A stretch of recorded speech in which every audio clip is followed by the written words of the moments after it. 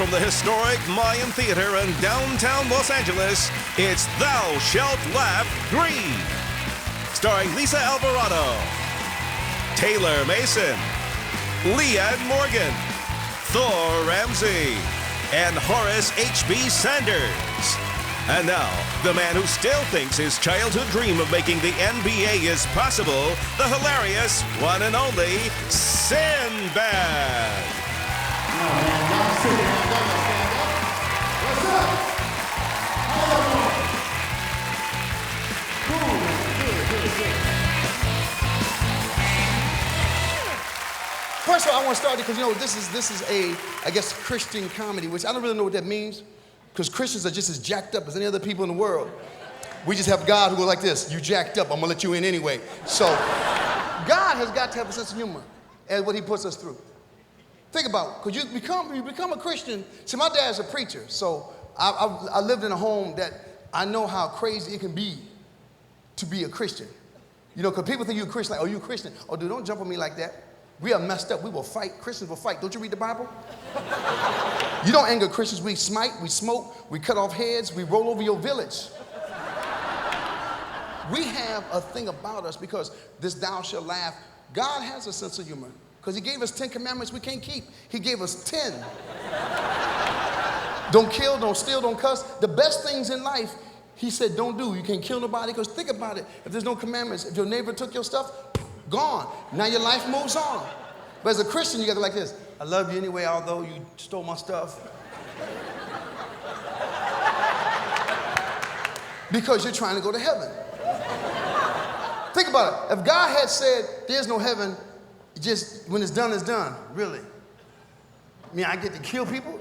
I'd like you not to. What I'm saying is there any repercussions? No. There'd be some dead neighbors. You know that. So that's why he gave us heaven and all these things to do. And I look at us now, we're the new generation Christians. We're like the 2000 Christians. Because back in the Bible, that was some serious faith. Like he asked Peter to get out the boat. That's why I could not have been a disciple. I'd let somebody else go first. I'd have said, I don't swim, and Jesus is mad at me. So I want to help some people in the audience. Any Christians who had questions about something, any Christians who have had doubts about something, have been trying to read the Bible, trying to ask your friends, but you didn't get an answer. Yes. How do you know if you're going to get a husband? When one says, I like you. See how easy it is?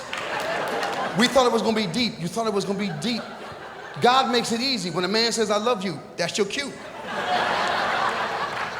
But don't go around downtown. There's a lot of crazy men down here. You'll get a lot of love. So it doesn't count downtown. Get in your car and drive away. So, see, I have the vision. I have the thoughts. Anyone else? Yes. Huh? Why are we here? Because we're taping a show. You are here because we're taping the show and you stood in line and you got in.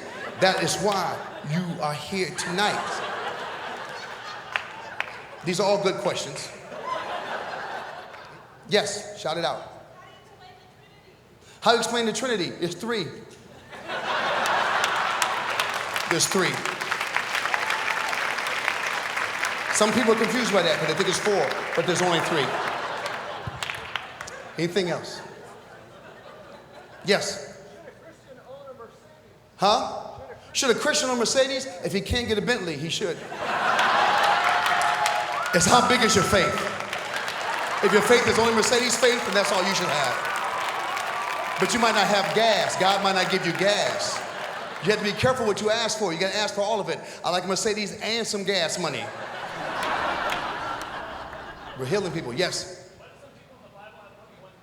Why do people have in the Bible have more than one name? Bad credit, had to get new utilities. Even back then, electricity, water, gas. Sometimes you were Joshua, sometimes you were Jeremiah. Just trying to get the gas on, man. Just trying to get the gas on. Yes. Your daughter's pregnant. What should you do? Be a good grandfather. Which means you do everything you didn't do for the kid. That's how you mess your kids up. You be nice to the grandkids to jack up your children. That's how you pay your children back. That's the key to being a good parent. It's hard being a parent. It's hard trying to raise a child right. Yes. For such a spiritual man like yourself, Yes. how did you get a name like Sinbad? My name is Sinbad so I could fight the evil. I was given that name so I could fight what it is. I am Sinbad. But what does that mean? Am I bad sinning or sin badly? If I sin badly, it means I do not sin. If I sin badly, I do not sin. You did not look further, did you? You did not look. You're a man who reads the scripture but does not see.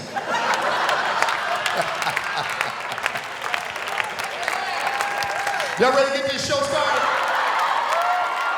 My man's from Michigan like I am. He's from Detroit. I want you to give it for Mr. Horace HB Sanders, y'all.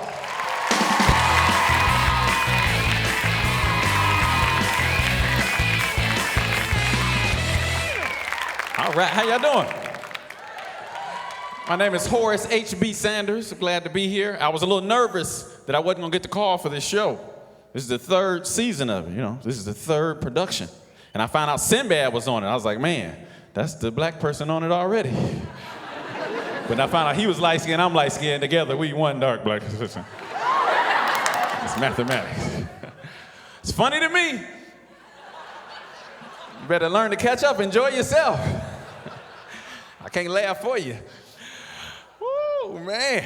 This is cool, man. And they're very professional about this. They were like, Horace, make sure you turn off your cell phone before you go on stage. I was like, don't worry, Sprint already took care of that. Oh, if my phone ring, it's a blessing. Somebody else paid the bill for me. They are terrible. Wait till I get my credit together. I'm leaving Sprint, baby. You can believe that. They will cut you off for a nickel. They called me up one time, Mr. Sanders, we'd like to know when you're gonna settle your balance. I was like, I just paid $300. Yes, but your balance was $300.05. Ain't nobody down there got a nickel in their pocket? Y'all play too much. This is horrible, man. Oh, I can't stand Sprint. Ooh. My boys always running to me, man, I called your phone, some girl answered it. I'm like, what girl? You know, the PSCS number you reached has been disconnected. It's like, oh, I broke up with her.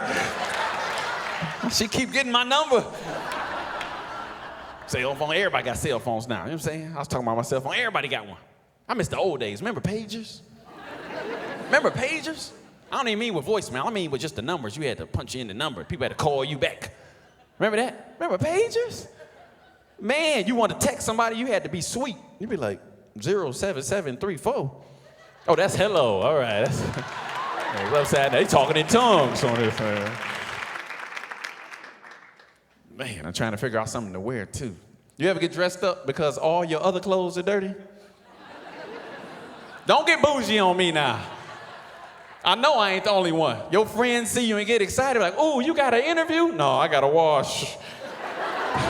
Like, I'll see y'all on Tuesday. Like, yeah, I was wondering why you had your prom dress on. You ever put on all black, it looks sweet in the house? You go outside in the sunlight, realize it's two different blacks. You be like, this don't even match. This is navy blue. I'm gonna be late for work again. Right, we got ladies here. Ladies, hey. Women got all kind of styles and fashions. Y'all play too much sometime though. Like when it's hot, then it gets cool, it gets hot and cool. Women start wearing stuff like short sleeve sweaters. Or y'all go further, a sleeveless turtleneck. Come on, make up your mind. What's next, a long sleeve tank top? Could you cuff my wife beater? High heel house shoes? Look, I can reach the Apple Jacks and be sexy.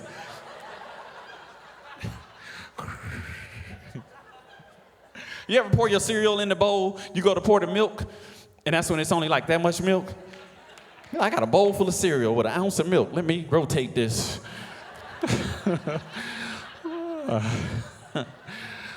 Get all of them a little wet, that's good enough.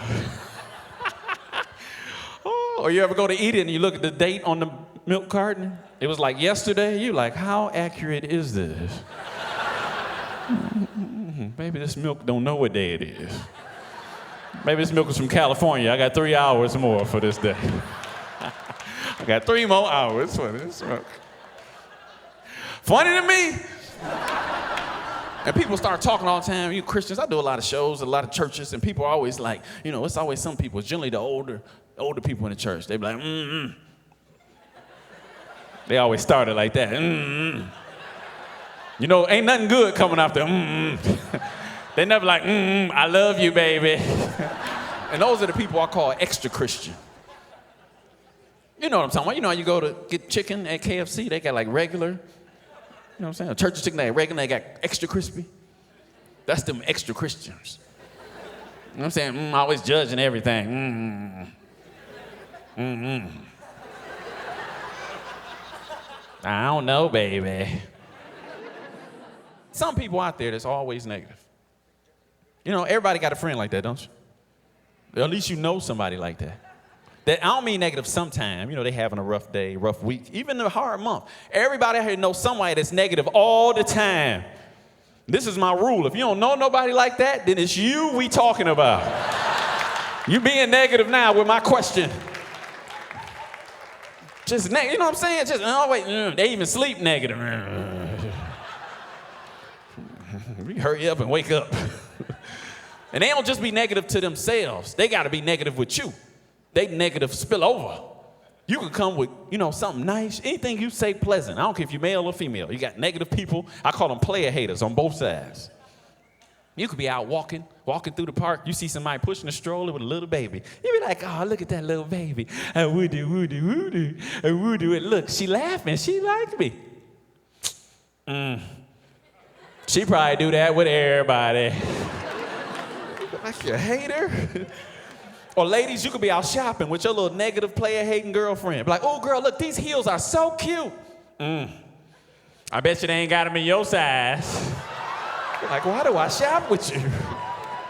Or fellas, you ain't worked in months. You finally get a job. Hey, man, I just got hired at the plant. I heard they about to go on strike. Just hating. And hating ain't new, player hating. They say it's nothing new under the sun. It ain't new. It's in the Bible. They used to hate on Jesus. For real. Every time he would do a miracle, Sadducees and the Pharisees would be over there player hating on him. Jesus would go out there and walk on water. All the people like, look, man, ain't that Jesus? He just walked on water.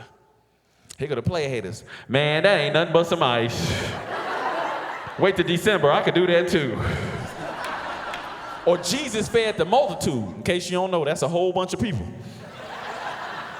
With 2 fish and 5 loaves of bread. Or 5 fish and 2 loaves of bread, depending on what church you go to. Everybody all happy. Man, look at Jesus. He just fed everybody, plus the women and children, with 2 fish and 5 loaves of bread, or vice versa. Here go the player haters. Yeah, but he ain't cooked the fish though, did he? It still got the bones in it. I need some ketchup or hot sauce with my fish. And then the biggest thing he did, the most important miracle we celebrate, he gave up his life. They ain't take it, he gave it up. Then 3 days later, he rose from the dead. You know what I'm saying? And he was around. Y'all go ahead, Claire. And he was walking around. They said for 40 days, he did all kind of miracles that you couldn't even count in all the books of the world. So you know people had to be out there. Man, look. Ain't that Jesus from Nazareth? They crucified him. And look, he back from the dead. He must be the Son of God.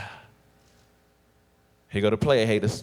Yeah, but he still got them same sandals on though, don't he? If he knew he was coming back, he could have went shopping first. I know it's some of y'all out there being extra Christian. Don't do no jokes about the Lord or you'll go straight to hell. Like some people don't go straight to hell. They stop at the mall first to get an outfit. Y'all got any sleeveless sweaters?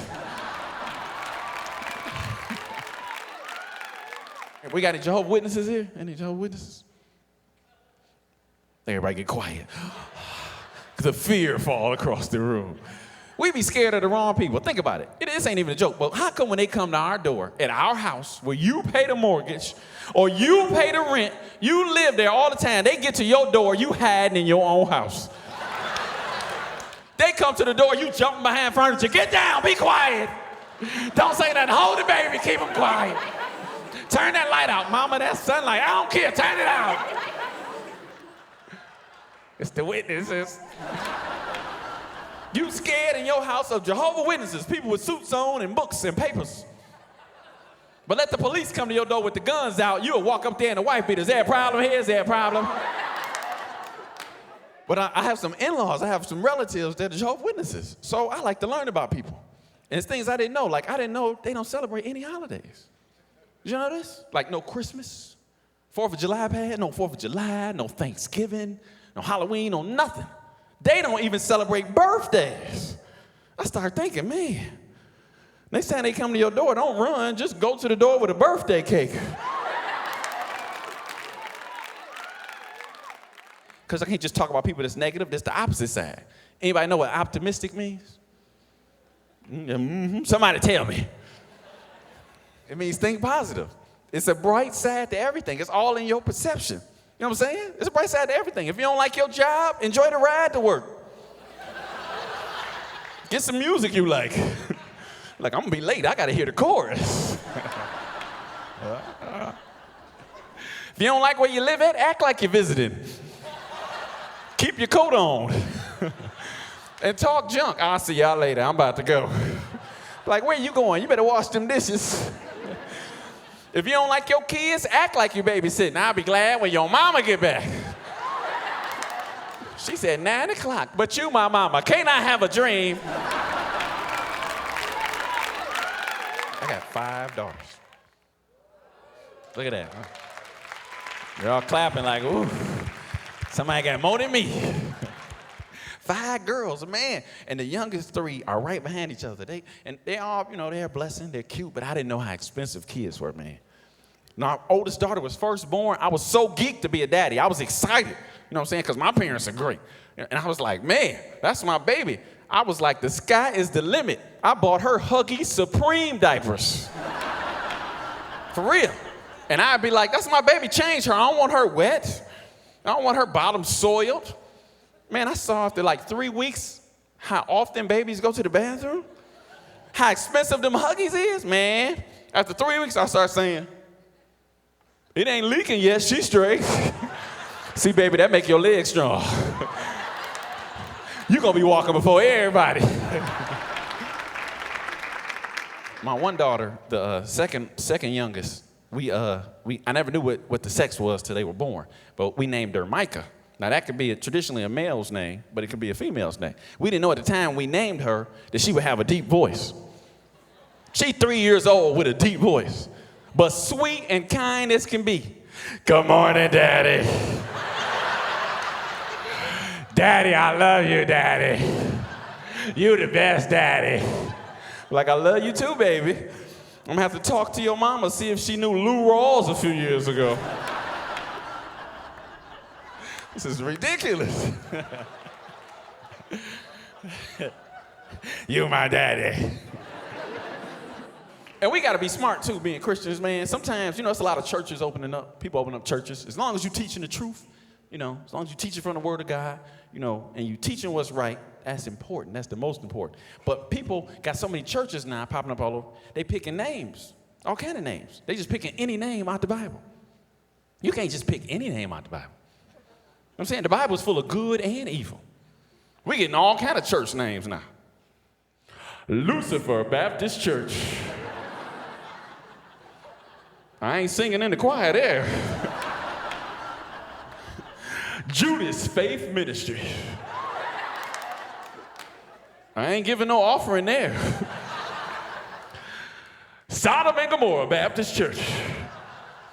I ain't going to Men's Day there. Oh, now if you don't get that joke, go to Bible study this week. Because that is hilarious. Well, we got to learn to be good to each other. You know what I'm saying? Be kind. Show kindness to each other. Walk in love. It's hard to do sometimes. People do dumb stuff like stupid questions. You ever had somebody ask you a stupid question? You can't do nothing about it because you need them. You driving. One time I was riding. I get off the freeway to get something to eat. I get all turned around. I don't know how to get back to the freeway. I'm like, well, let me run and ask this guy in the gas station. Excuse me, sir. Could you tell me how to get back to 401? From here? No, from your house. I go outside, I see a guy pumping his gas. Excuse me, sir, could you tell me how to get back to the 401 from here? You want the quickest way? No, I got a tank full of gas. Tell me the scenic route. Don't you hate when somebody asks you something that you just said? I'll be back. I'm about to go to the mall. Oh, you about to go to the mall? I just changed my mind. Or don't you hate you go to the movies with somebody, neither one of y'all seen them before. Halfway through it, they turn to you. What's gonna happen next? Did you see my name in the credits?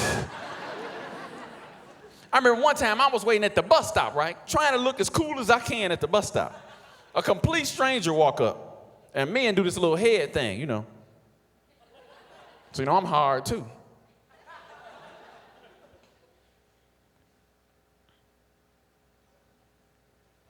Bus come yet?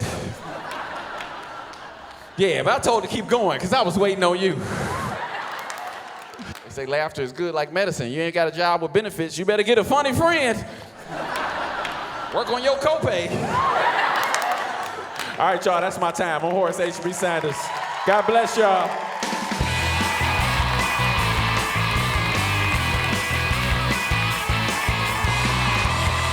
All right, what's that? Y'all like that? We got a lot of young people in the audience, a lot of young people. I want to help you understand your parents. I see you right there. I see you with your family. I see you, young lady. I see you right there. You look like, dang, they dragged me down here. I wanted to go to Disneyland. They brought me to a Christian comedy. I know. I want to help you tonight. I want to help you understand your parents, because I think young people need to know their parents. You know, sometimes you're with your friends and you look at your parents like, I hate my parents. We hate you too sometimes. So don't feel bad. Let that hate come out. Have you ever come in the kitchen, your parents quit talking? They were talking about you. These are things that all children should know. So I want to help a couple teenagers. Any questions about your parents that drive you crazy? I'll help you understand your parents. Sometimes you just don't understand. Any kids, young people here, teenagers? Yes. Your parents repeat things over? If you do it the first time, they will repeat. Know why they repeat? See, even if you're not going to do it, act like you're listening. That's what I did with my parents. When they say something like this, oh, okay, I got it. Do that. Learn to do that. Because it makes them feel happily, like they did something. Parents like to feel they accomplished something. But when you're standing with that little teenage look, we think something wrong with you. So next time she asks you to do something, like, okay, I got that. I'm going to do that in about 5 minutes. Just say that. She'll leave. You go back and watch TV, text, do what you do. Go on MySpace, my mama tripping. Just do what you do normally. Anything else, young people, teenagers, even younger? Shout it out. Kiss up to who? Kiss up to your mama? You don't have to kiss up, it's your mama. She is your mom. You don't have to kiss up. What are you trying to get? See, that's the point. There's something you want, right? What do you want? Just open the door, man. Dude, what's wrong with you, man? Have they not shown you how to get out your house? Just go to the door, do this. And push. When's the last time you've been outside? Today when you go home, find out where the door's at. Act like you're asleep in the car and watch how they get in the house. And use that same way to get out. Because they probably told you, you can only come in this way, you can't come out that way. That's why every child has got to get a GED. Every child. No child left behind. No child left behind. Y'all ready to keep this going?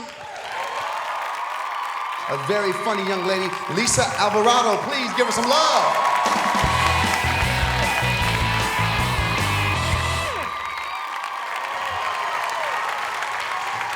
Hola, mi amigos. I would be the token Latina on the show. Gracias. Yes. My last name is Alvarado, which is Spanish for single parent. Thank you. Yes. And people tell me all the time that I do not look Latino, but I finally figured out why. It's because I stopped wearing all that black eyeliner. Yeah, around the lips. I'm actually first generation here, Peruvian, born in the United States, Peruana. Yes. And the sad thing is when I tell Americans my nationality, how many of them don't even know where Peruvia is? Stupid, right? I'm like, hello, it's by Ecuadoria.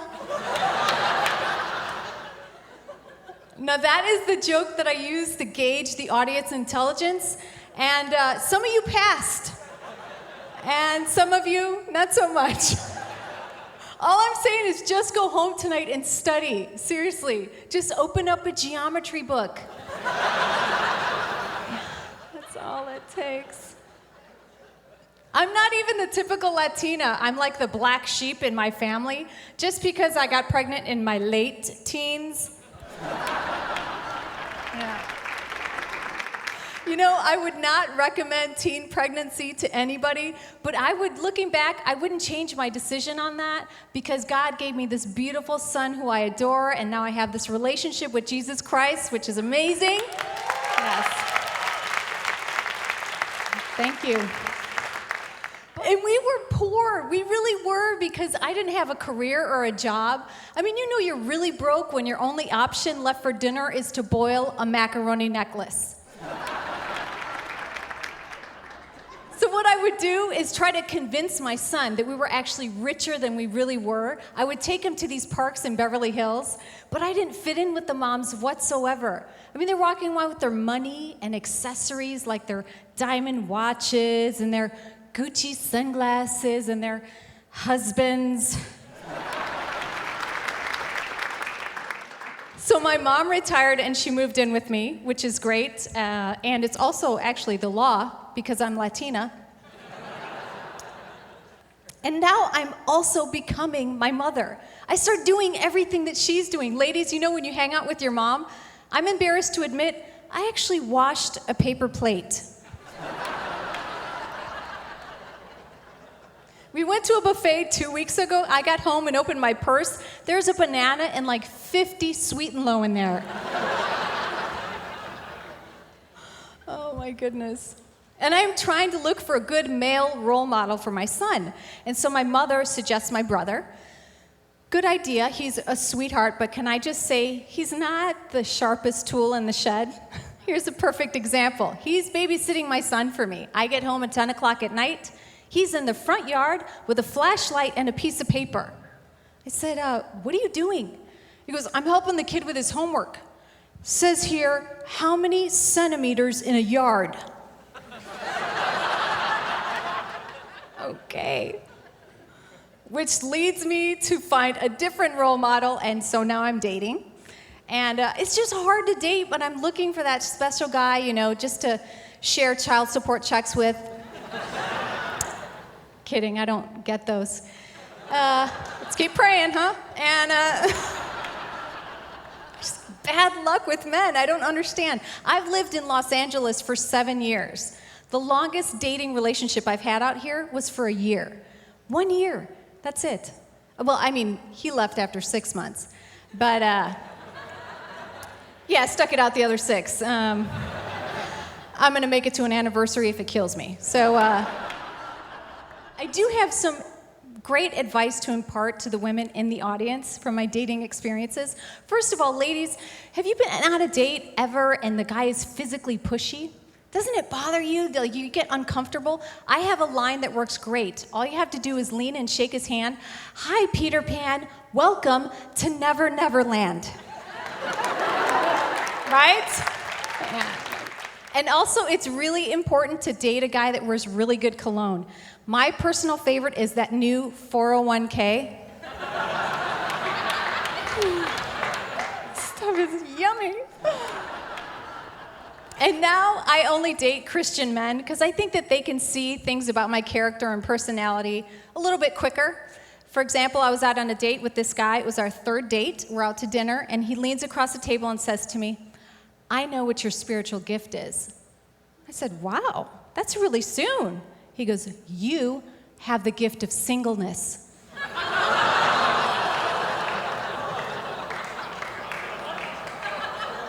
I was like, oh yeah? Well, I also have the gift of prophecy. Yeah, and you and I will not be speaking in tongues. You guys have been wonderful. Thank you so much. God bless.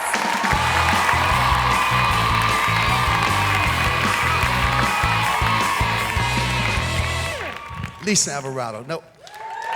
Y'all give us some love. That woman looks too good talking about she don't have a man. Don't limit yourself to Christian men. Find yourself one that you can convert. Let me deal with this right now. I got a couple minutes here.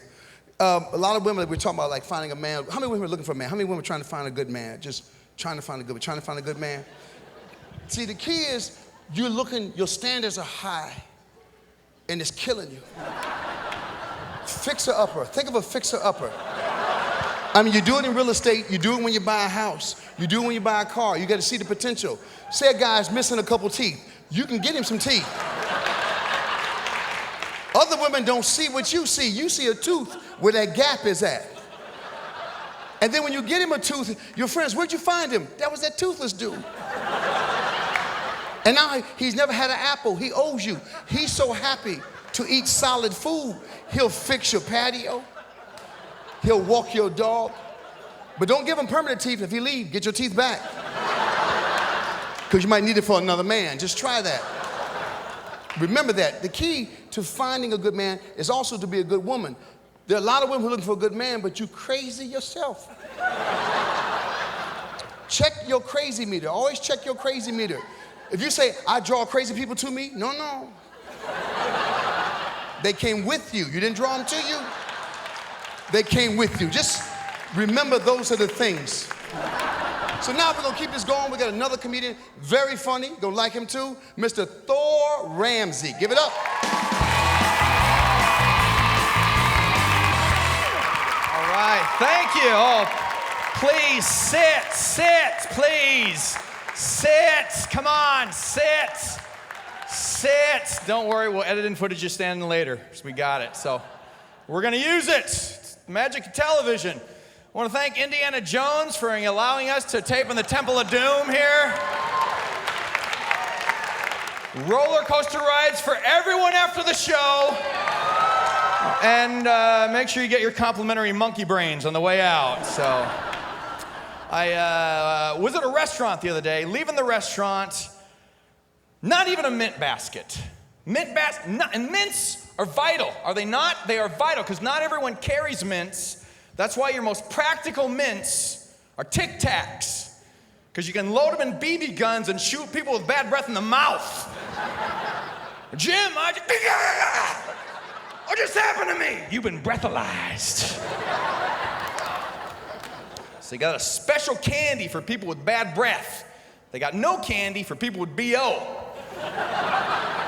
Someone needs to invent an underarm mint. Put this under your arm. Minty. Restaurants without mint baskets clearly demonstrates our country is suffering from a customer service crisis. We are suffering from a customer service crisis. The other day, my wife and I ate at Perkins. Now, if you're not familiar with Perkins, they're a lot like Denny's, except they wipe their menus. Pretty much the distinction of fine dining right there. So they seat us, and our table's sticky, right? Our table's sticky. So I asked the waitress, I go, hey, can we get a rag or something? Our table's a little sticky, and wipe it off. And the waitress rolls her eyes at me, and this is when I realized she wasn't getting tipped. She brings our food, right? And as she's serving us, she knocks my tuna sandwich off the plate onto the floor. Now making this, she picks up the sandwich, walks to the kitchen, 2, 3, 4 moments later, returns, places a sandwich in front of me and says, there, as good as new.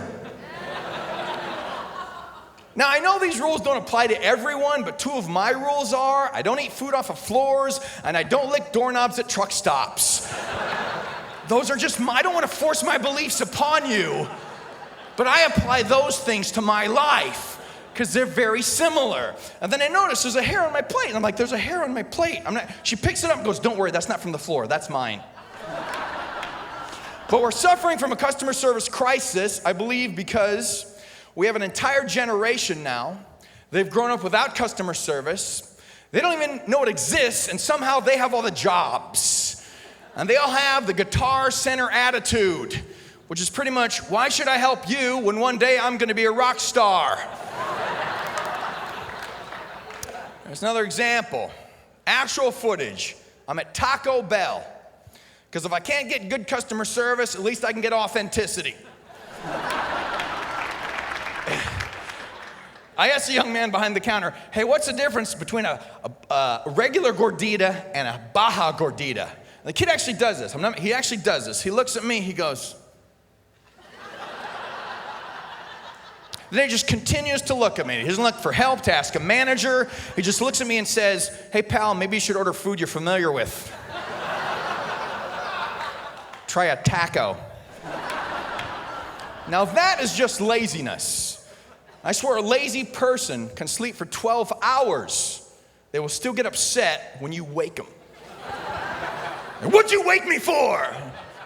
Thought you wanted to ride home from work. Don't you? Yeah. Mop up that drool before somebody gets workman's comp. But there's this other issue about customer service. It doesn't have to do with laziness. It's this thing where they help you, but they ignore you. Have you ever experienced it like at their grocery store or something, and they just talk to each other? But I'm at Blockbuster Video, right? I'm checking out, and the clerks are chatting with each other, helping me, but ignoring me completely. And they're having a little fashion conversation, and the one clerk turns to me and says, you dress really hip. I'm like, it felt so good to be acknowledged. And then she turns to a friend and goes, I wish my dad would dress like that. There's not a dome of silence here. I am a customer. We are here, we are here, we are here, we are here.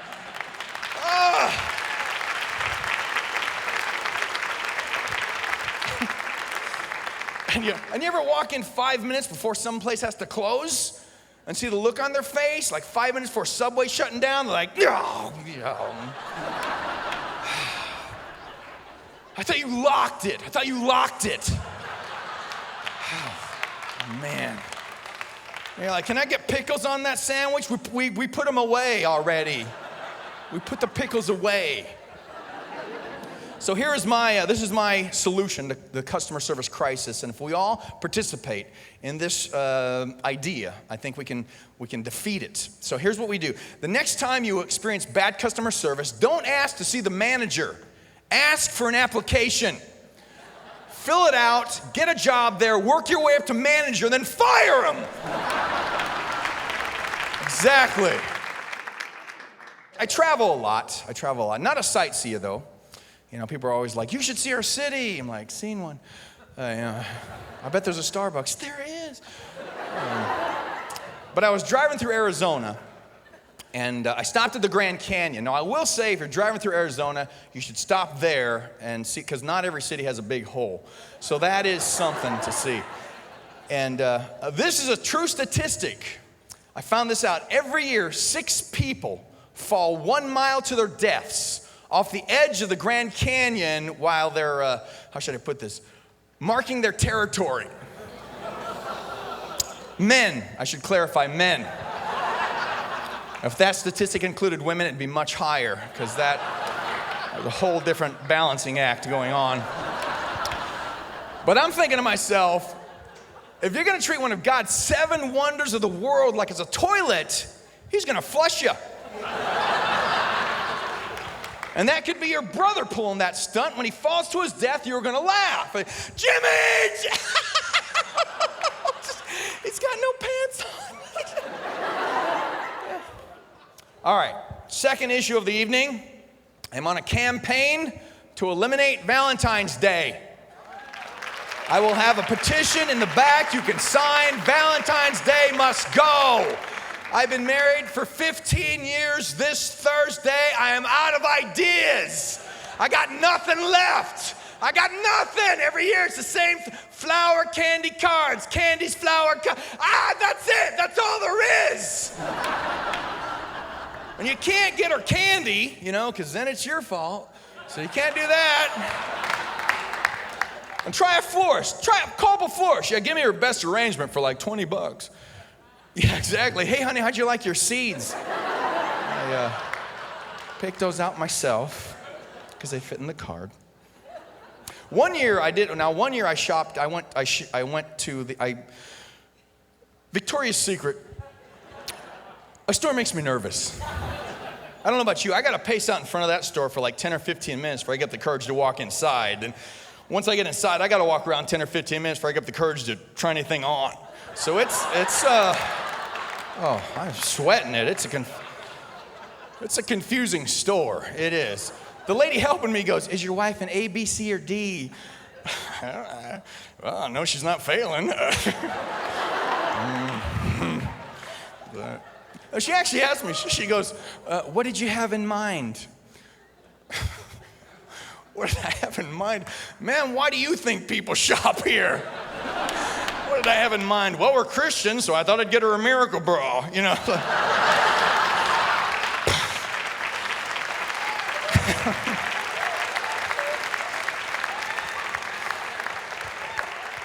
And there's this weird thing about that store. If you're the only man in that store, all of a sudden you are the advice giver, if that's even a word. There's a lady, she's just shopping there. She holds up this, I don't know, look like something missing from a parachute. I'm not sure what it was. And she goes, do you think my husband would like this? I'm like, ma'am, I think if you duct tape a dish rag to your stomach, you'll get the same results. So I'd save myself $60 if I were you. And go to the kitchen in the garage and get the proper ingredients. You'll be okay. We don't think correctly about love in this country. We don't think right about love. Because our cultural standard for romance and love is the romantic comedy. And we go to these things and we're like,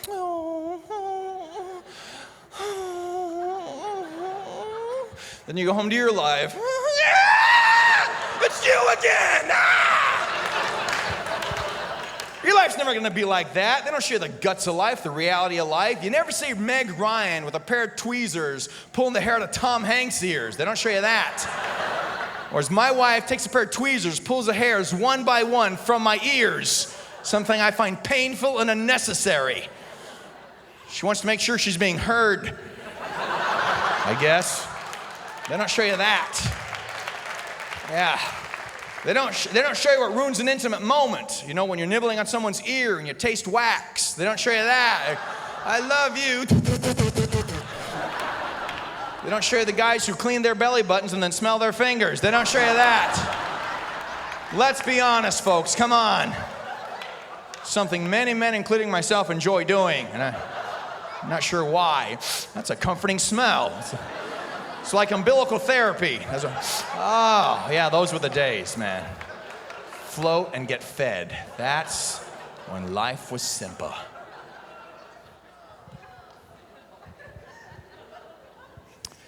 There's a lot of displaced anger in marriages, if we're honest. And I think the reason that is because, ladies, sometimes you ask us what we're thinking, and when we tell you, sometimes you cry. So we stop telling you. We push it all way down inside. That's why sometimes you'll find a man in his office just smacking the stupid printer. What's the matter? This printer's stupid. Why are you acting like it's a stupid printer? What's wrong with this stupid printer? Why are you acting like you can't handle money? What? Printer won't take my money. Can't get it to go in. This brings us to the most controversial part of the program. I'm going to talk about Christians and their attitudes about procreation. Now, kids, if you're in grade school, procreation just means we're for creation. It's like Christian environmentalists is really what it is. That's one meaning of procreation. The other meaning of procreation, kids, is that you're staying with grandma. That's the other meaning. We get a little uptight about this particular issue, which I don't understand because theologically, we serve the God who created sex. That's the God we serve. That's where that whole phrase, God is good, came from. We're like, God is good all the time. See? Exactly. I was playing at a comedy club in Houston, Texas, years ago with a friend who didn't share my faith, and he was going off on how prudish Christians can be. And I shared this verse from the Bible with him. This is from Proverbs chapter 3, and I quote, "Rejoice in the wife of your youth, and let her breast satisfy you always." He could not believe that verse was in the Bible.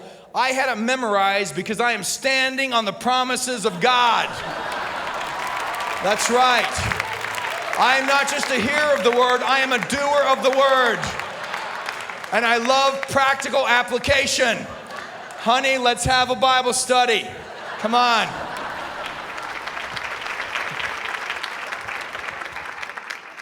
Because there's an idea that permeates our culture. It's in the church, it's outside of the church, it's everywhere, that you have to be emotionally connected in your marriage before you're physically connected, and that's poppycock. Because if you're waiting for an emotional connection, it may not come, but you can't remain angry with someone that you're physically intimate with. I try this. The next time you're in the middle of a knockdown, drag-out fight, just take off your clothes. I guarantee you, I am so angry, I can't even. I'm not that mad. It'll keep the connection going. My lovely wife and I, we did in vitro fertilization 6 times.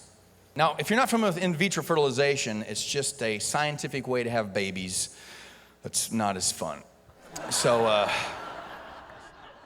now, if you're not familiar with the whole in vitro process, and I didn't know, I've never done this before. Let me do this. I'm going to get the audience involved. I've never done it like this, but you guys are a lot of fun tonight, so I'm going to, will you come up? Will you come up? Come on up here. Go ahead. You're volunteering. There you go. Give him a hand. Give him a hand. Just if you stand right over here a second. Great.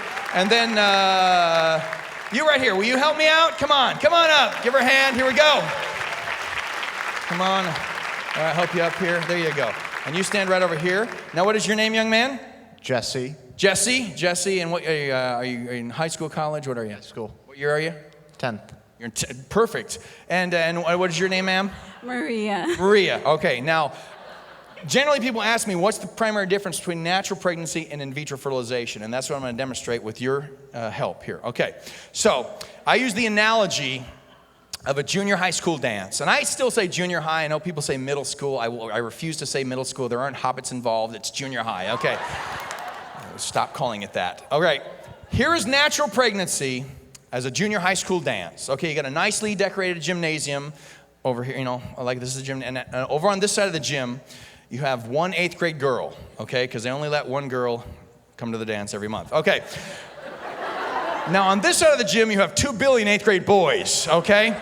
Imagine 2 billion of him, okay? So we got 2 billion 8th grade boys over here. Then the band begins to play, and the boys are everywhere. They're bouncing around. You can act this out any way. They're bouncing around. They're trampling each other. Many are killed or partially wounded. But not one idiot makes it over to ask her to dance. And even if you have a low student body count, you still have 500,000 morons who can't find one girl. That's natural pregnancy.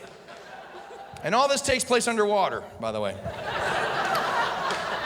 Okay, in vitro fertilization works like this. Okay, you got the same thing. You got a nice junior high school dance, decorated nicely over here. Now let's say in this class they have 30 8th grade girls.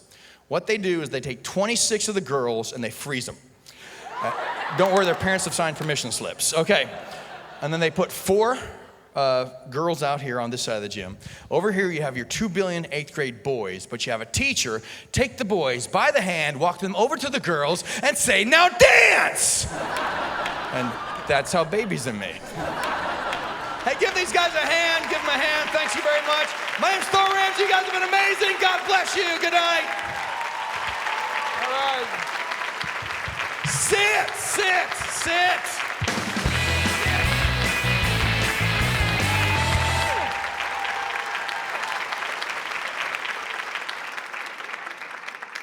Where's my man that was up here? Dude, you were so scared. That was your one chance to get a number. You didn't even use that opportunity. You could have hooked up. You was the only one of 3 billion that was left. You could have had car payments and mortgages. You could have had happiness beyond all happiness that all men here have that are married with children. You could have had what we have, the joy of love and marriage and payments. Ain't God good when he came up with marriage? That's why I know God got a sense of humor. He said, I want men and women to get together and stay together till they die. And he knew that couldn't happen. That's why he said, till death do they part. He didn't mean you couldn't kill one of them. He said, till death do they part. Because you cannot hate till you love. I'm going to teach you something at 15. You will not love till you hate. You have to love someone to hate them. I'll help you understand. Look at young folks who are dating. See, they're smiling. Look at the married people. It's hate love. It's like, I'm with you, but I wish I had done something different. And it's okay. I think the key to marriage, because Thor was talking about the key to marriage, I think the key to marriage is being honest. I think the key to marriage is being honest with someone. It's like wake up in the morning like, I wish you weren't here right now. You should be able to say, I was hoping I'd sleep so long you'd be gone, but you slept just as long as me. And that kind of honesty and talking will keep you together for the rest of your life. If you want to stay together a long time, don't talk. Don't. Married people know what I'm talking about. When you walk in, when you see each other, just this, what's up? And you walk through the house. Because when God created marriage, we only lived to be 13, so it's only like 5 years. So you was in and you was out.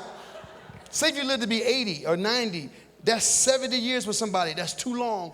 That's too long to be with somebody.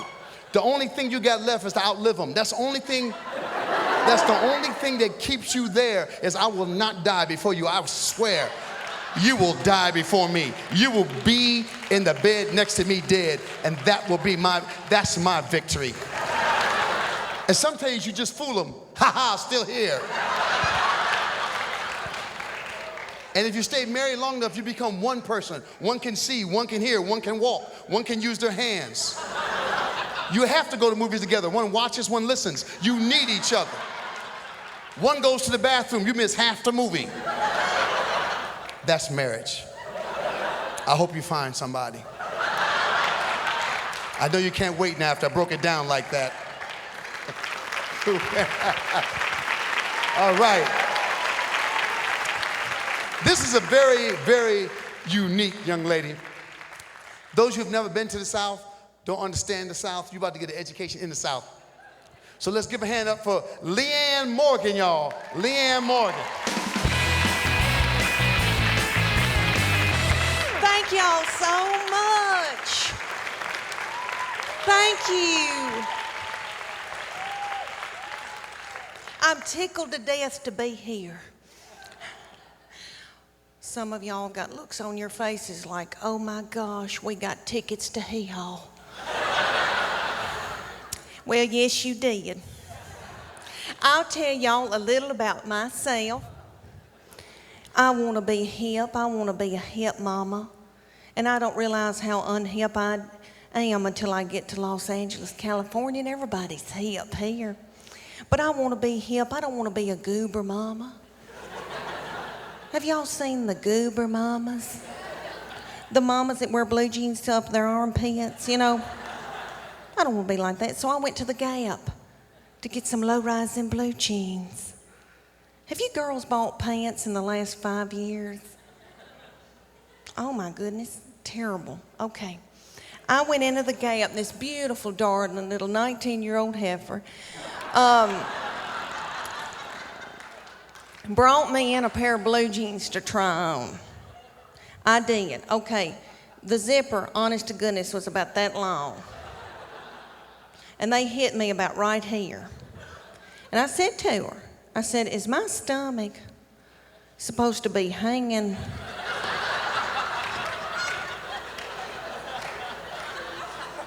out over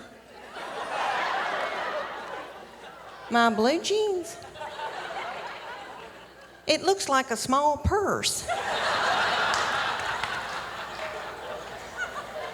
I said, are my panties supposed to be hanging out this far out of the back of my pants? She said, no, you're supposed to wear a thong. I said, excuse me, miss, but I'm a Christian. I don't use my panties for evil.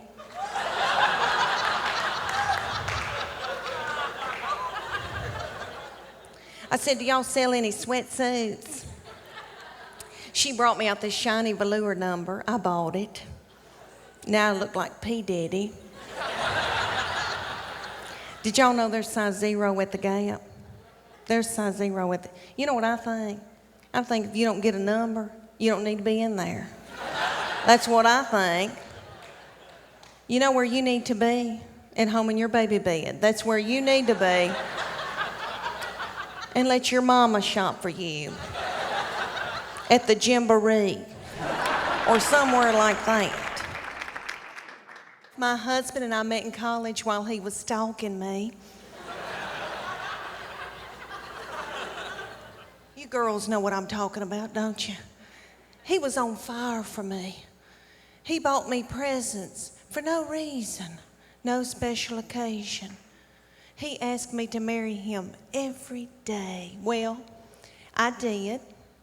And I've had 3 children by him. Things change when you've been married 100 years, doesn't it, girls? Now I have to give birth to get a pair of earrings.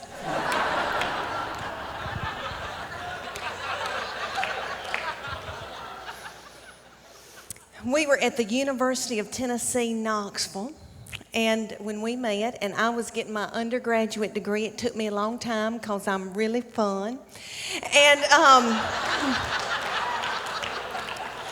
he was getting his MBA, and I thought, oh my gosh, I'm marrying Hoop-de-Doo. He is so smart, he can reconcile a checkbook. There's no telling where we're gonna go, what we're gonna see, what kind of life I'm gonna have with him. Well, we graduated, and he decided to buy a used mobile home business in Bean Station, Tennessee. Y'all don't know where Bean Station, Tennessee is, do you? Okay, it's at the foothills of the Appalachian Mountains. Have you ever seen Deliverance? If you haven't, I suggest you don't. It'll mess with you. He moved me there, and he wanted me to be in sales for him. So I did that day. Till I saw a family drive up in a Gremlin with the window out and a 9-year-old smoking a cigarette. She lit it off of her Meemaw. And so I went home that night and quit that job, and I got pregnant. And I had 3 babies in 4.5 years. Whew, it's right, it hurt. I was pregnant and or breastfeeding for 6 straight years in the foothills of the Appalachian Mountains. And the mountain people would say to me, don't you know what causes that?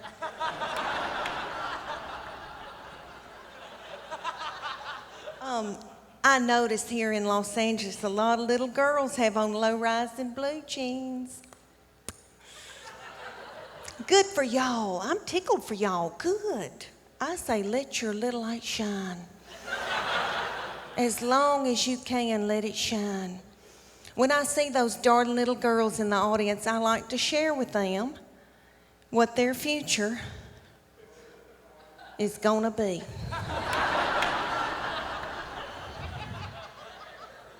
Because my mama lied to me. Because she wanted a grandbaby. So I'm going to shoot it to you straight. Okay. There's a uniform that mamas wear day in and day out when they're at home having their little children. Gray sweatpants, extra large. Their husband's Hanes white undershirt with 2 breast milk stains. Looking out the window thinking, where's she going with lipstick on?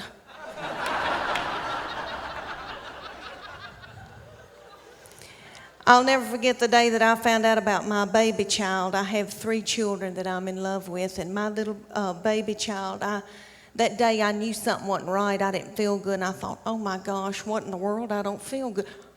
Oh, surely to goodness I'm not pregnant again this quick. And you know when you got to know something and you got to know it right then, I was crazy. I got my 2 babies in the car seats, and I got their diaper bags and all that stuff you take with you when you have little children, and I drove them to the Walmart in the foothills of the Appalachian Mountains. And I bought an EPT pregnancy test, and I took it in the stall at Walmart. And I tinkled on it. And my 3-year-old boy looked at me. He said, "What, is it positive?"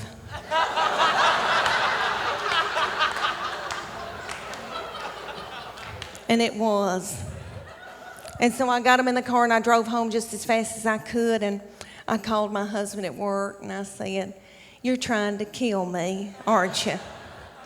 "Well, you're not going to. You better get home right now, because I'm going to walk out in the woods and let the animals eat me." But God knew better than I did, because that doll baby has been the joy of my life. She is my 3rd, though, and I think when you've had more than 2, they beat you down. And it's hard to discipline that many little children. It's my fault. I'm the one that did it. I was tired. But anybody here that's had more than 2, you know that baby child, out of 4 or 5, how many ever, that they cry when they want something. And they know how to get it, and that's what she's done. She get to crying. I said, "What's she crying about?" "She wants your toy." "Well, just give it to her." "I can't deal with it." And so now I've created this little booger that I'm having to deal with, and she says things like, "Did I say I wanted oatmeal?"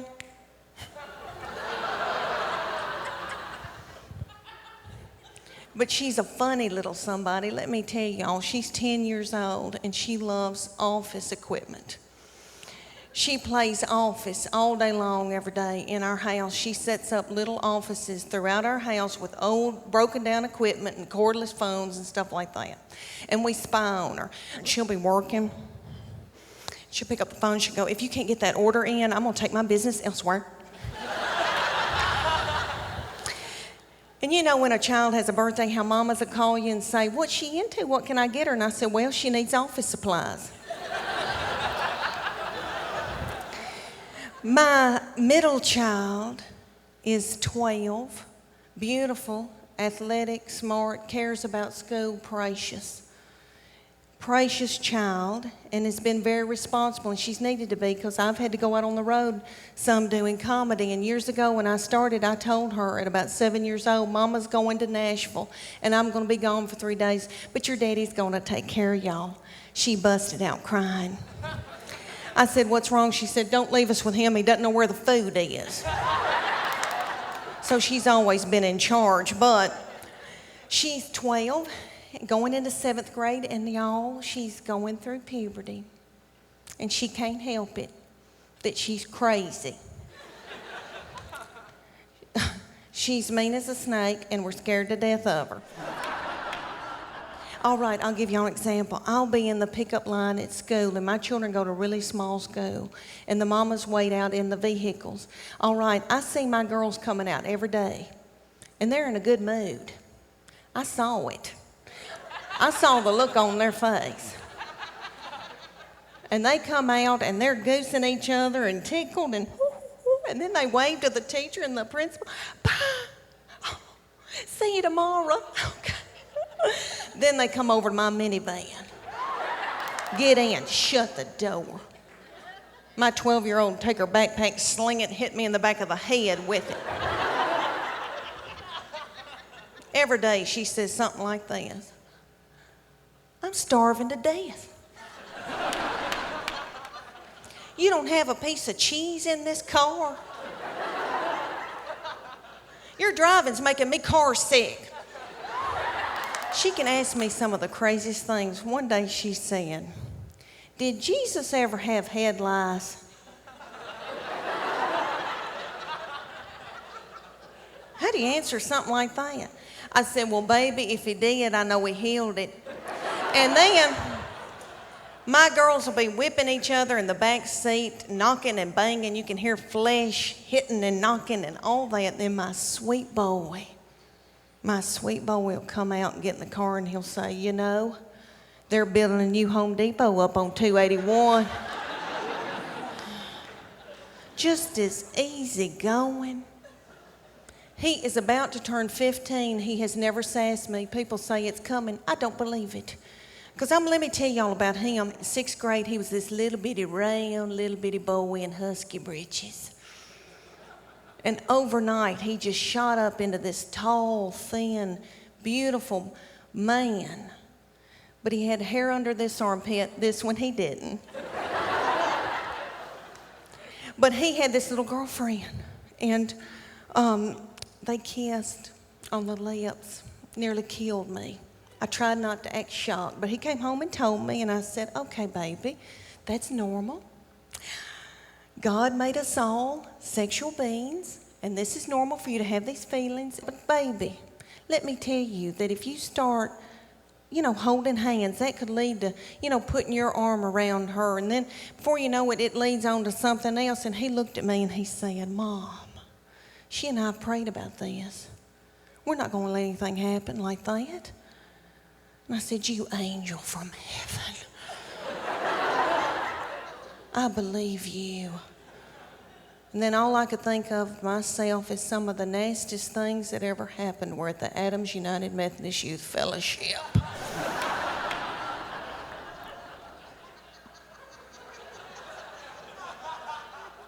On a hayride.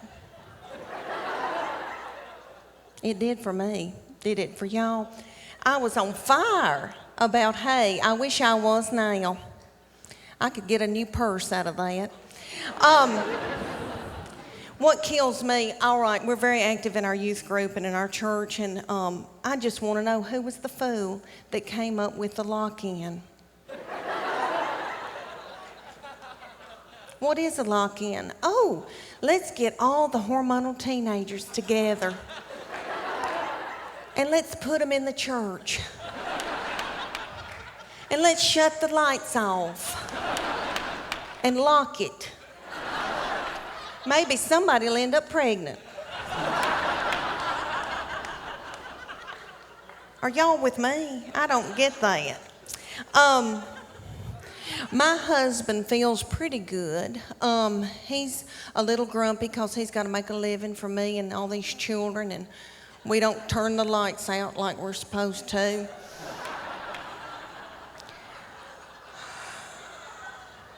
The only thing he's unhappy with is his hairline. He's got a receding hairline. I think it's distinguished looking, but he hates it. So I said, why don't I take you to my hairdresser and we'll get her to buzz you one of those Hollywood hairdos like Justin Timberlake. You know what I'm talking about? Real close to the head. So we did, and she did his hair, and well, we didn't know his head was pointed.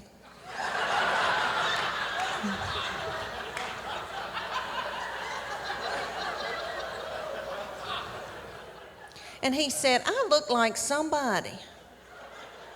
And I can't quite think of who it is.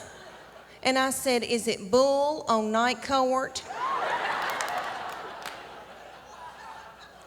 He said, no, that's not who I was thinking about. About 3 days later, he said, I know who it is. It's that lazy starfish Patrick on SpongeBob SquarePants.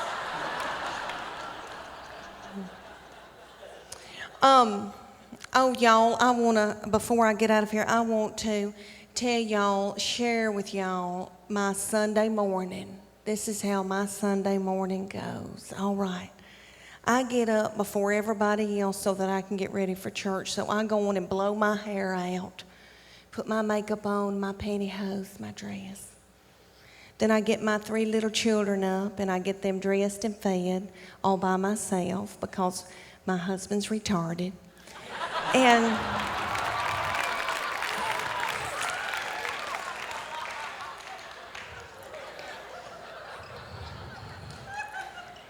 And then eventually he gets up and pops his boxers and coughs up something.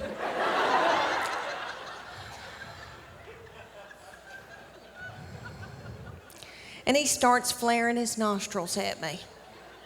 You boys know what I'm talking about, don't you? He's so tickled with me, he can't help it. He starts flaring his nostrils at me, and I know what's going to have to happen.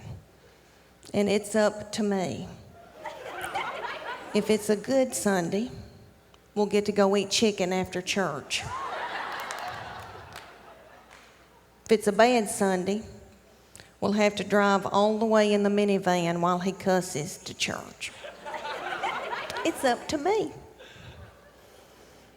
And my little children like chicken.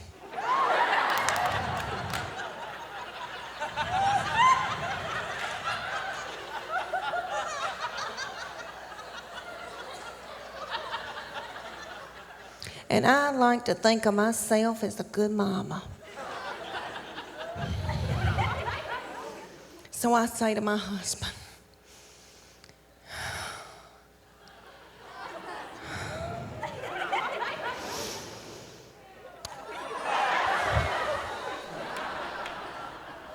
okay. I'm only taking one leg out of these pantyhose. Thank y'all so much. One leg out the pantyhose. Women, what do you think men want? What do you think men want? Maybe that's the problem. Because y'all don't really ask us. Y'all talk to other women about what men want. What do you think men want? Respect? Nah, we ain't gonna get that. That's way too much to ask for. I don't know if any man has that. So, respect. That ain't like you gonna give that one up. They're just trying to tease. Don't listen to that. You don't, right? Ain't gonna happen. You know what we want? Thank you. Some woman that's been married. A remote. I want my remote. I want my batteries fresh. And don't talk to me. Hand me my remote and don't talk to me. Give me my remote and don't talk to me. And then you can keep both legs in the pantyhose. Because I got CSI to make me happy. I want to end because we have one more comedian, but I've been doing so well with the questions, helping people out. Any other questions about anything else? Why is the economy so bad? Because we're spending too much. If you know how we can save this country? We should not buy nothing for 6 months. It sounds crazy. Think about it. Don't buy nothing for 6 months and learn to live off the land, grow some plants, live off the food you have. If you see loose animals in your neighborhood, that way we're using what God gave us. We're using, if it can't run fast, God gave it to you. That's the secret. So the key to not buy stuff is to get rid of your children. Give them to people. Give your children away for a month. Just find families that will take them. Like Angelina Jolie, she'll take some of your children. If you have black children, Madonna will take some of those children. And then you can live without kids for a while. You'll save a lot of money. One more question. When you think the second coming is coming? I mean, the second show? See, people are scared to say the name. The second coming of who? Who? When Jesus coming? He's here. I saw him. He's at the 7-Eleven. If you go to the 7-Eleven in Studio City, he has coffee every morning. I see him. He's got flip-flops on. He has long hair. He told me, I'm here. Every time I go by there, he goes, I'm here. And I give him change. I'm going to heaven. I give him change. He said, you're going. So I know I'm the only one. I don't know about everybody else. And I shouldn't have told you. That's my spot. I feel it's going to be December 16th, 2010. And if I'm wrong, okay, we'll keep this thing going right now. Very, very funny and unique comedian. I know you're going to love him and his friends, Mr. Taylor Mason.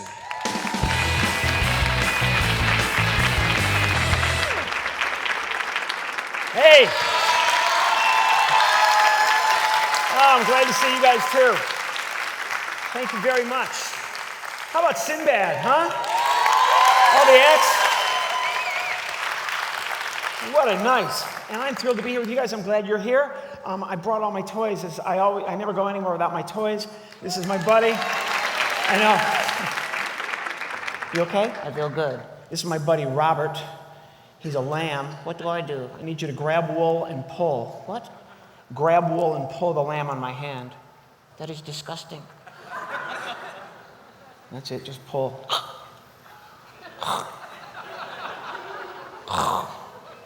You're doing a good job. It's all right. All right. What is wrong with you, cotton ball? All right. Hello, Robert. Not everybody sounds the way they look. Say hello. Hello. You okay? You look hot. I'm wearing a sweater. You are a sweater. Okay, all right, you guys. Let's get along. Let's work together, okay? Okay. Okay? I'm good, senor. All right, I thought maybe we'd start with some music. Huh? I thought we'd start with some music. Okay. We're going to sing a song about Noah's Ark. Whoa. It took Noah 100 years to build the ark. You know why? Why? Home Depot. Get out of here. My impression of Home Depot. Hello, hello, hello, hello. Oh, get out of here. Don't do that. Help, help, help. Stop. No, we're not doing that. Do your other one. What? He has another one. You have another impression? See, it's hilarious. All right. What is it? Paris Hilton in hell. Oh, no. Paris Hilton in hell. Do it. It's hot. Oh, come on, man.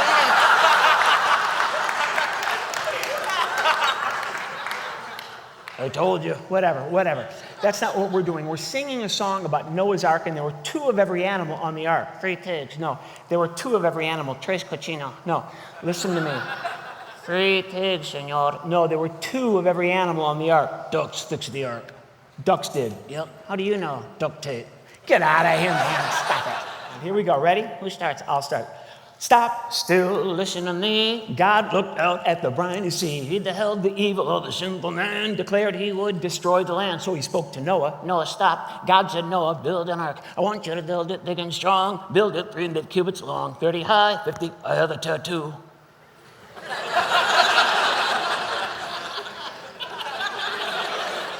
What? I have a tattoo. You have a tattoo. It's true. A tattoo? I do. What does your tattoo say? It says, eat pork. Oh, come on, man.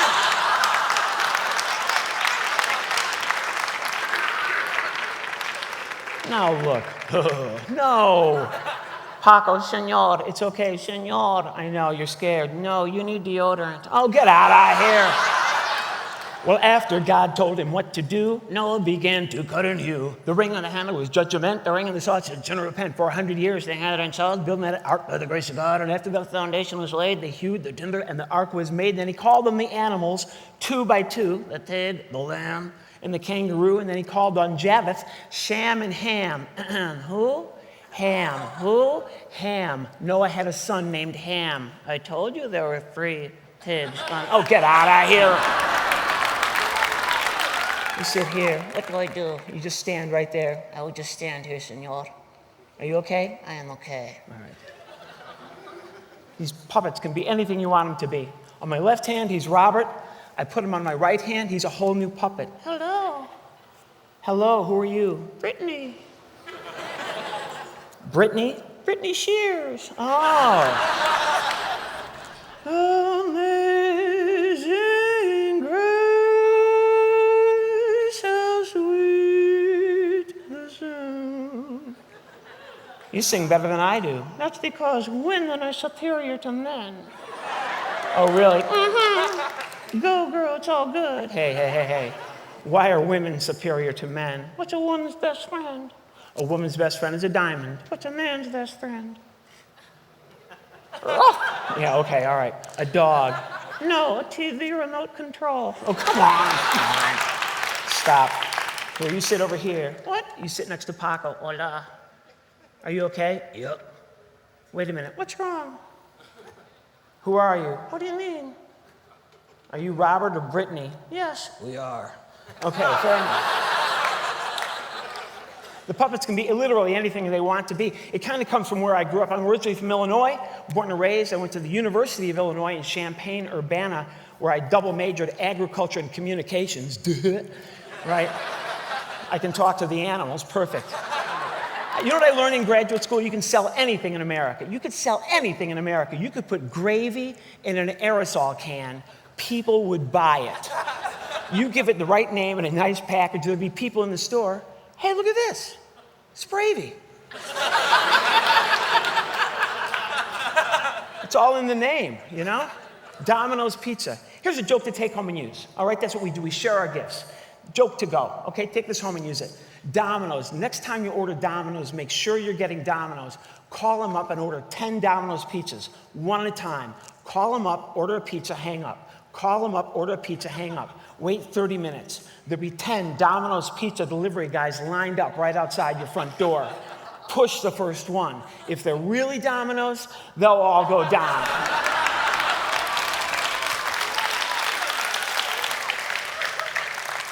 I've spent my entire career not working alone. I work with these puppets. Are you good? I'm good. This is my buddy Romeo. Whoa. All right. You okay? I don't know, man. Here, my neck hurts. Sorry. Your hand is all sweaty. Okay, stop. All right? What's up, girl? All right. Romeo, don't do this. Get your feet squared away. Let's do our thing. Good-looking Groot. Yep. What's up? Okay, wrong. Where did you get an attitude? I got a job. What are you doing? I'm a motivational speaker. You're a motivational speaker. That's what you do for a living. Check it out, man. You inspire people to be their best and be number one. I have a different take. What's your take? Let the other guy be number one. If you're in the top 5, you're okay. Come on, man.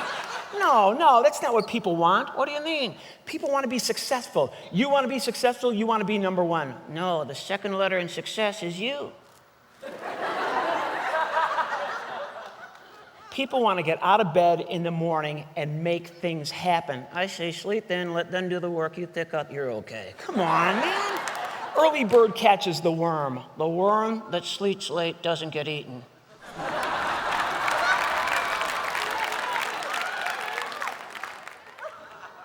No, Romeo, that's not motivational speaking. To me it is. People want to unleash the power within. I had a burrito for lunch, you don't want that. Come on, man. What we're doing, are you ready? Yes. We're gonna do a little music. You start. Ready? Kick it, man. Can you dig it? I can dig it. Can you dig it? I can dig it. You can dig it. I can dig it. They can dig it. They can dig it. We can dig it. We all can dig it. You can dig it. I can dig it. You can dig it. We can dig it. I can dig it. You can dig it. We can dig it. They can dig it. I can dig it. He can dig it. She can dig it. We can dig it. They can dig it. I can dig it. You can dig it. We can dig it. They can dig it. I can dig it. You can dig it. We can dig it. They can dig it. I can do it. You can dig it. Woo! Okay, all right. Come on now. Abraham, he told Moses. Moses told Peggy Sue. She told Ray Charles. She told us, and now we're telling you that we can dig it, you can dig it, I can dig it, you can dig it, you can dig it, I can dig it, we can dig it, they can dig it, I can dig it, you can dig it, they can dig it, we can dig it, I can dig it, you can dig it, we can dig it, they can dig it, I can dig it, you can dig it, they can dig it, I can dig it, I can dig it. All right. Very.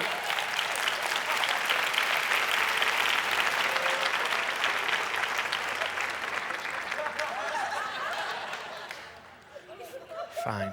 What are you doing? You just stand here on the stool. What? I just want you to stand right here. I just stand here? Yep. Whoa, ooh. All right. He's okay. You got... What's up?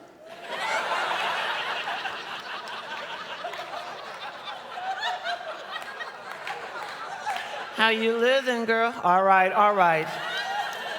You feel me? See, it's all an illusion. What you mean, The puppet is not real. No. Yeah.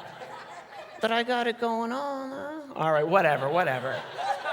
She is checking me out. Leave her alone. Say goodbye. Yeah, the great thing about what I've been doing with my act is I try to incorporate, thank you, as many people as I possibly can. Let me get this set up the right way because this is very, very important. This puppet is very, very interesting. Actually, what we do is we share our gifts. Whatever it is that we do, we share. And so I'm going to need a couple of volunteers. You two on the end, whether you like it or not, we only got a minute. Come on up here. Give them a big round of applause, everybody. I appreciate you guys coming up. This is Brian, built right immediately and now. Brian, he's deaf, dumb, and blind. Tommy, can you hear me? He can't. He has no senses. You are? This is Melissa, and you are? Jared. Melissa and Jared are going to help us out. Melissa, take your right hand, put it inside that hand puppet right there, all the way inside. Jared, your left hand will go right inside there. Melissa, your left hand will be his right leg. Jared, your right hand will be his left leg. We are going to create comedy on the fly, okay? Brian can't hear or see. Kind of move him around just to get the feel for Brian, the way he's going to work. Oh, that's good, you guys. That's good. Oh, you guys are awesome. Ooh, can you hear? I can. All right, we've got, ooh, all right. You okay? Somebody is good over here. All right, all right. I'm going to give you an eye. Ah! Okay, ah! Okay. Take it away, take it away. All right, ugly, ugly, ugly. Stop it. Stop it, stop it. Not you. Okay, oh, stop. Okay, I don't know. How's that? Ooh, all right. Hello. Leave her alone. Why don't you leave? No. Are you okay? You can see everything now? Yes. Brian and Jared, Melissa and I are going to work together. I got hands. You have hands. I'm going to give you a nose. Ooh, okay. Someone needs deodorant. All right. Got a mint? No, I don't have a mint. Now,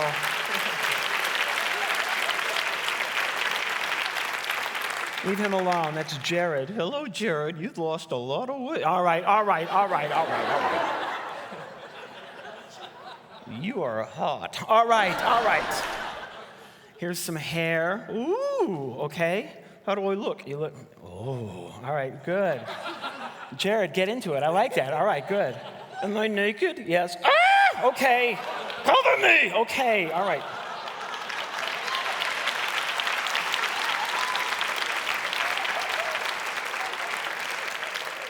I'm a naked Smurf. You're fine. You're fine. You're going to be all right. Here, we can do this. Ah! Okay. Ah! All right. I gave birth to a sea anemone. All right, whatever. All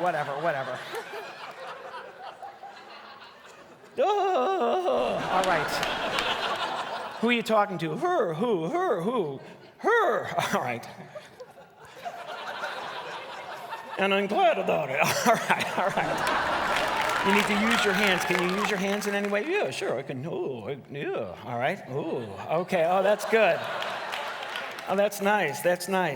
I got that attitude. Yeah, all right. You got an attitude. Can you move your feet? I'll try. Go ahead. Oh, ooh.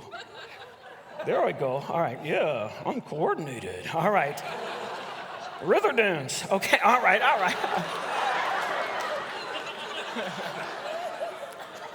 You look a little paunchy. Do I? Yeah, maybe a little exercise? Sure. Maybe we'll start with some jumping jacks. Okay, all right. Are you ready? I am. A little jumping jacks. Ready, and 1. I wouldn't laugh, sir. All right. I'll bet you haven't done one in 100 years. All right. Yeah, you. Okay. I don't know. All right. Try it again. Jumping jacks. Are you ready? And 1. Ooh, good. And 2. Ooh, all right. 3. Ooh, all right. Can you hold it? You mean hold it up? Yeah, hold it. All right. 4. Hold it right there. I'm Michael Jordan. Oh, come on. Karate. Oh, stop. You know you want me. Stop it. I want to touch your hair. I want to touch your hair. Yeah. Oh, stop it.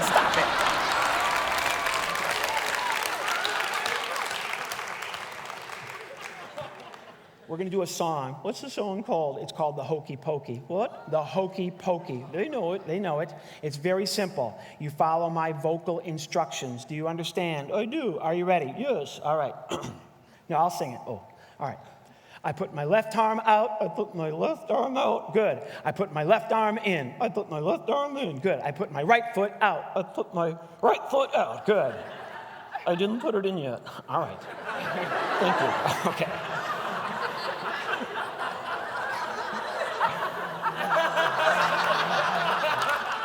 Put it in. All right, I put my right foot in.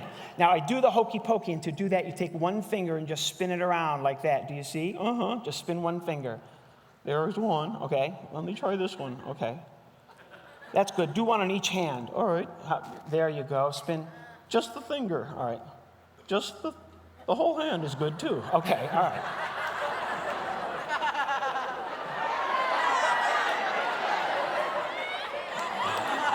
All right. Are you ready? All right, we start. I put my left arm out. I put my left arm out. Good. I put my left arm in. I put my left arm in. I put my right foot out. I put my right foot in. I put my right foot in. I put my right foot in. I do the hokey pokey. I do the hokey pokey. And I turn myself around. I turn myself. That's it. Turn yourself all the way around. All right. That's it. Turn.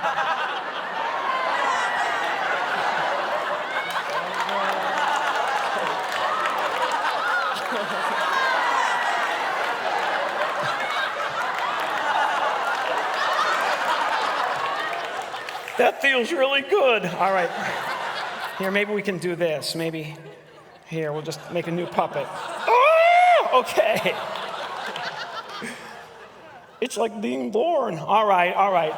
And that's what it's all about. Okay, give them a big round of applause for helping out. You guys are awesome. Melissa, thank you.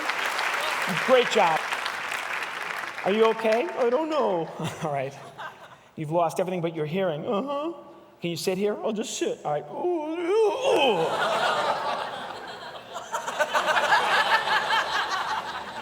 I'm not real. Okay. I know the puppets often have more personality than people we know, you know? This is a good story. This is one of my favorite show business stories. 1991, years and years ago, back in the Stone Age, Romeo and I were on a TV show called Star Search. This was 1991, and they didn't have these great sound systems that people have these days. Not at all. This is a good story, you guys. In 1991, during Star Search, they were having trouble. In those days, they used directional microphones. If you've ever seen the old Tonight Show with Johnny Carson, every once in a while, you'll see a boom microphone shadow go from Johnny Carson to the guest to Johnny to the guest. Exactly.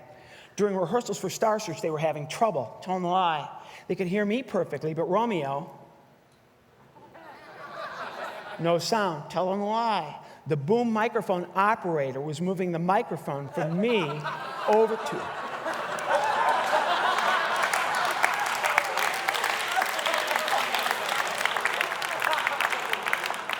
Tell them what we did with the $100,000. The $100,000, it's gone, don't ask. All right. Let's play Vegas. Oh, stop. I don't believe in gambling. You know what happens to gamblers? They become a referee in the NBA. Come on, man. Hey, nice to meet you guys. Thank you very much. Give them all a hand.